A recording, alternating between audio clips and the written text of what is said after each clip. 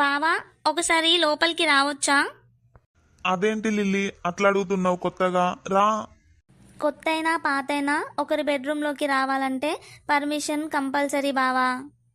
అలా ఏం లేదు లిల్లీ, చెప్పు. బావా, నేను నీతో ఒక విషయం మాట్లాడాలి. నిన్ను ఒక విషయం గురించి అడగాలి. చెప్పు లిల్లీ, దేని గురించి అడగాలి? అదే బావా, సిస్టర్ గురించి.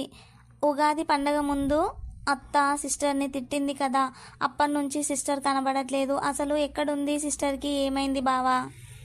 సిస్టర్ గురించి అత్తను ఎప్పుడు అడిగినా ఏదో ఒక రీజన్ చెప్తుంది, సరిగా చెప్పట్లేదు. నువ్వైనా చెప్పు బావా, అసలు ఏమైంది? ఇప్పుడు ఆ విషయం గురించి ఎందుకు లిల్లీ, వదిలేసేయ్.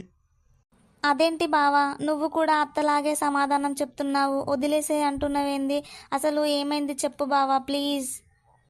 లిల్లీ, ఇప్పుడు ఆ విషయం గురించి మాట్లాడే ఇంట్రెస్ట్, ఓపిక రెండూ లేవు లిల్లీ. అదేంటి బావ కూడా అత్తలాగే సమాధానం చెప్తున్నాడు, వదిలేసేయి అంటుండు. అసలు సిస్టర్కి ఏమైంది? వీళ్ళు ఏదన్నా గొడవ పెట్టుకుంటే నేను పట్టించుకునేదాన్ని కాదు. ఆ రోజు గొడవ జరగడానికి కారణం నేను కదా. ఇది నా వల్లే జరిగింది కాబట్టి ఏమైందో తెలుసుకోవాల్సిన బాధ్యత కూడా నా మీద ఉంది. బావా ప్లీజ్ బావా, అసలు ఏం జరిగిందో చెప్పు బావా ప్లీజ్. ఈ లిల్లీ ఇప్పుడు నేను చెప్పేదాకా వదిలేలా లేదు కదా. సర్లే, అంతగానం అడుగుతుంది కదా. లిల్లీ ఏమన్నా వేరే వాళ్ళ, మా ఫ్యామిలీ మెంబరే కదా. జరిగింది తనతో చెప్తా, షేర్ చేసుకుంటే నా మనసు కూడా కొంచెం కుదుటగా ఉంటుంది. అదే లిల్లీ, మీనకి కడుపులా నీటి బుడగలున్నాయి, సిస్ట్ ఉందని అమ్మకు తెలిసింది కదా. తెలిసిన తర్వాత అమ్మ మీనను తిట్టింది కదా.